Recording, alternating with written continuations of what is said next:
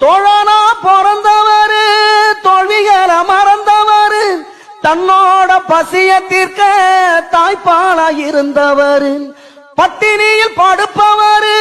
பணங்காசு கொடுப்பவரு ஆக மொத்த சொல்ல போனா ஆண்டவனுக்கு அடுத்தவரு பெத்தெடுத்த அம்மாவையே பெத்தெடுத்தது அப்பாடா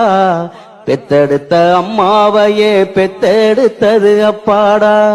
அவரும் இல்ல என்ன நாம இப்ப சும்மாடா உனக்கு மேல பன்னீரு உப்பளம்மா கண்ணீரு உன்னுடைய